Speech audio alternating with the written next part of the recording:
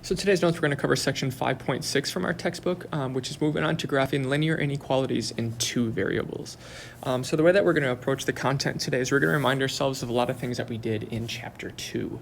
And in chapter 2, we graphed inequalities with just one variable. And in chapter 5, we're going to do the same thing with two variables. So the first thing I actually want to do is review what we know about graphing inequalities in just one variable, which is what we did in chapter 2. So the main outline, and then we'll have some examples to do, was what we had to do if we were going to graph an inequality.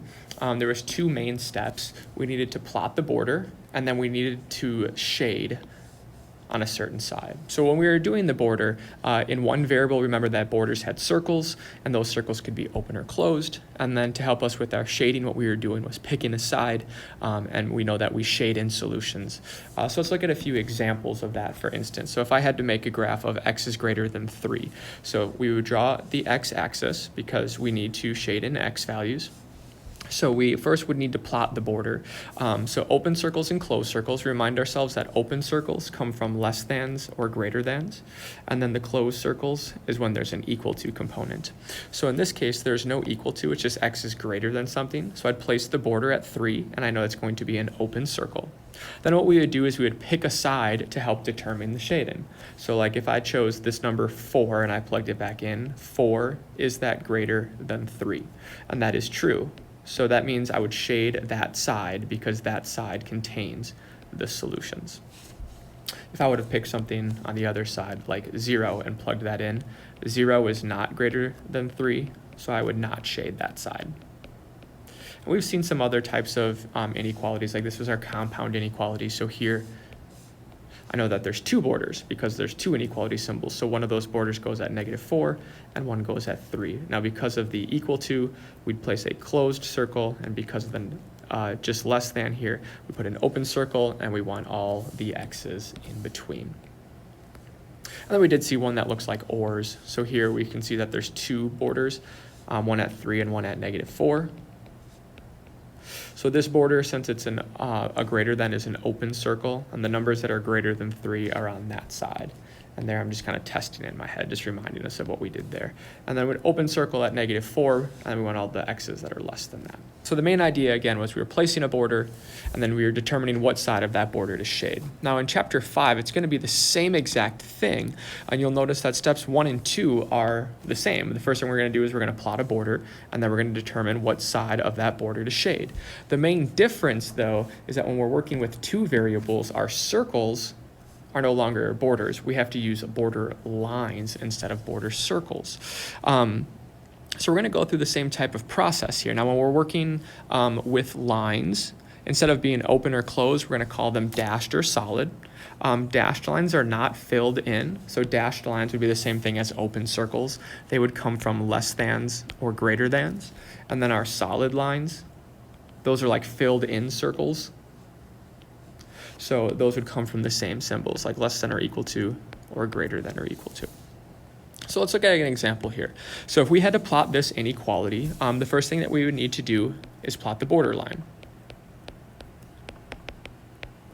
Now, as it says here as a little note here, we can use any form of a line that would actually help us create a border. It doesn't need to be super specific. So for example, when I look at this one in standard form, I could find the x and y intercepts. So like for the x-intercept, I could plug in y equals 0. And here I don't care about the greater than or the less than. I'm just going to set it directly equal because I want to find the exact intercept.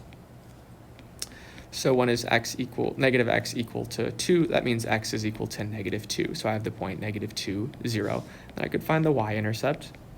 The y-intercept, I'd let x equal 0 and solve for y. And again, I don't care about greater than or less than or equal to. I'm just going to find the exact y-intercept. So we get y equals 1, which means we have that point 0, 1. So with those 2 points, if I put the dots on the graph, there's the x-intercept and there's the y-intercept, I do have enough information to create a borderline. So I can connect these 2 dots. Now when I'm connecting these 2 dots, though, I need to make sure that I'm using the correct type of border. I have to look at the inequality symbol. So our inequality symbol is one of these. It does not have an equal to sign. So that means we are going to be using a dashed line. So when I connect those dots, I'm going to connect them with a dashed line. As you can see here, that border isn't super accurate, but it's good enough for us to pick a side. I can see that this is a side, and then this is a side. So for this type of problem, those border lines are accurate enough. But what I could do as well is if I wanted to, I could take that and convert it into slope-intercept form to help me get a more accurate line. Now when I'm dividing everything by 2, I can see that y is greater than 1/2 of x plus 1. So that can help me increase the accuracy of my line. And you can see as I plot more points for the slope, my dashed line wasn't super great. So again, I'm going to erase that then and dash it now that I have more information. So after we place the border, just like we did over here, we place the border. Now we need to choose a side. So I have this side, side number 1, or I have side number 2.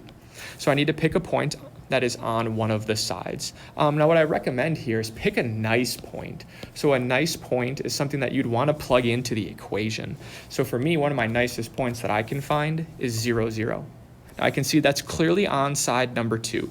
So one thing I'd want us to add to our notes, when we're picking a point, that point cannot be on a line, or on the borderline more specifically. We want to choose a side of the line, and if we go on the line, we are not actually picking a side. So 0, 0 is clearly on one of the sides, so I'm going to test 0, 0. So I'm going to plug it in. So here I'm just copying the original inequality.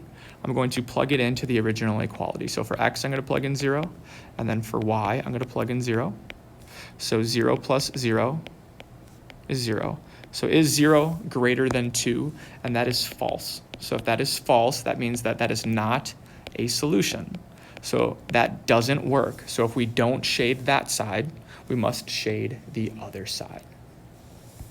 Right, and that's what it says here. If it works, shade that side. If it doesn't, shade the other. So we've graphed our first linear inequality in 2 variables. So again, just summarizing, what we have to do is place the border, making sure we use the correct solid or dashed line. And then after that, we pick a side to test. We pick a point that's clearly on one of those sides. We plugged it into the original inequality, and if it worked, we shade that side. If it doesn't work, then we shade the other side. Now there's a few more skills that are important for this type.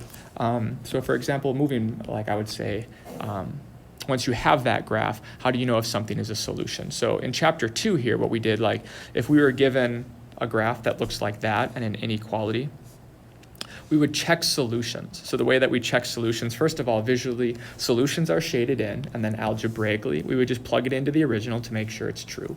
Let's remind ourselves of what we did back in chapter 2. So like if we were testing x equals 4, I can find it here. So I'm going to say yes because it's shaded in, and then I can back it up with my algebra. I can take that x value, and I can plug it into the original inequality, and I will see that that original inequality is true, right? 7 is greater than 1, so that's true. If I check x equals 2, I'm going to say no to that just visually, because visually it's not shaded in, right? An open circle is not shaded in. And then if I test it algebraically, I get 6 minus 5 is bigger than 1, but 1 is not bigger than 1. That's false, so it's not a solution. And then like for the last one, if I test x equals -1, I can visually see that it's not shaded in. And then if I were to plug it in, 3 times -1 minus 5 is not greater than 1. And here we get -8, so that's false. So again, this is not a solution. So in 2 variables, we're going to do the same exact thing. Again, visually, solutions are shaded in, but algebraically, we should plug it back into the original inequality and make sure that it makes it true. So if I test the first point, 1, 4, I can find it in the graph. So 1, 4, so it's right here. So it is shaded in, so it should be a solution. Now if I plug it back into the original, so the opposite, so the original is down here, the opposite of the x value plus the y value should be greater than 0. So is -1 plus 4 greater than 0? And that is true, so this is a solution. If I move to the next one, something like 2, 2. 2, 2 is on this line. Now, when I'm on that line, this line is dashed.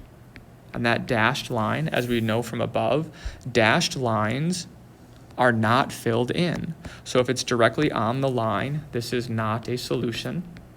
because it's on that open line. So algebraically, though, if I plug it in, is the opposite of 2 plus 2 greater than 0. So 0 is not greater than 0, so that's a false statement, so it's not a solution. Our last one to check is 0, negative 1. So 0, negative 1 is right here, so that should not be a solution because it is not shaded in. And when I plug it back into the original, the opposite of the x value plus the y value is greater than 0. So here we get negative 1 is greater than 0, and that's false, so therefore we know that this is not a solution. So again, another skill that's very similar to what we did in chapter 2. The last skill that we'll need to be able to do is write an inequality given a graph. And again, we'll start with chapter 2. So here, if we had to write an inequality given this graph, the first thing that we would do is we'd be writing rules for the borders. Now here, the borders are really easy because they're just numbers, right? There's a border at negative 3, and there's a border at 2. And then what I need to do is I need to pick a solution and plug it back in to like make sure things are true. So like my x's are in between here. So like if I plugged in 0, I would need to make this inequality statement true. So between these two, 0 is greater, and between these two, 2 is greater. So I'd plug it back in, and then because this is filled in, I know that I need to go to fill in the inequality symbol. So again, our general outline was you wrote a rule for the border, so like at negative 3 and 2 were the borders, and then we used a solution to help us figure out the inequality symbols. So we're going to do the same thing in 2 variables. When we're working with 2 variables, we need to first write a rule for the border, and in this case, this will be the quote-unquote equation of a line. And when we're writing equations for a line, there's 2 forms that are really nice to use that we know from the last chapter. Y equals mx plus b, so our slope-intercept form, or our point-slope form is really good for writing equations of a line. Now I put a little quotations around the equation because we're going to have to pick a solution to help us make an inequality symbol, but we'll see how that works in just a moment. So here's our border, right? We can see that this is a solid line. So what I see here is we have the y-intercept, and I can see the slope of the line, so we should use slope-intercept form for that border. Now instead of putting an equal sign, I'm just going to put a box, because in that box, we'll figure out the inequality later.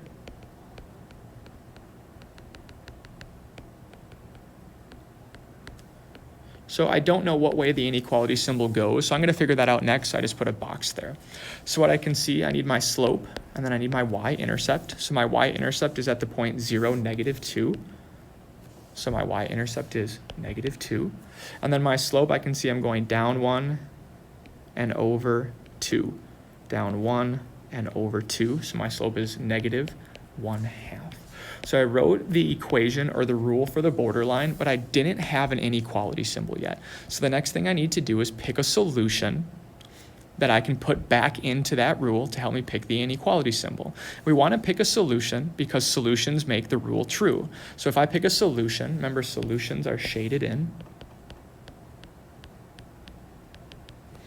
Again, I look for the nicest numbers, so I'm going to choose this point right here. So this point's shaded in, so it's a solution, as we just went over before, and the coordinates here are 0, negative 5. So what that means is I should plug in negative 5 for y, and I should plug in 0 for x.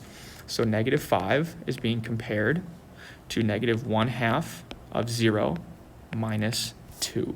So negative 5 is being compared to 0 minus 2, so I simplify. Now, because we chose a solution, right, we know that solutions make the inequality true.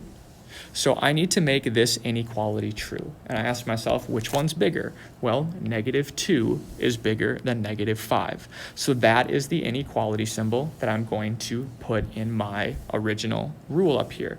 Now, the thing is, it has to face the right way. So in my rule down here, the right side was bigger. So in my general rule, the right side should be bigger. Now, the last thing, I just need to look at the line. Since this is a solid line, I need to fill in my inequality symbol, just like I did over here. Once I put my inequality symbols in the right direction, I looked at the circles to see if I should put an equal to or not equal to. So again, we're going to write the equation of a line. And we're going to leave the inequality symbol blank, so then we can choose a solution, something that's filled in, and we can simplify to make the original inequality true. So those are the 3 skills that we'll need to learn for section 5.6. And again, those are being able to graph an inequality, being able to determine if a given value or ordered pair is a solution, and then being able to go backwards, so being able to write an inequality if I give you a graph.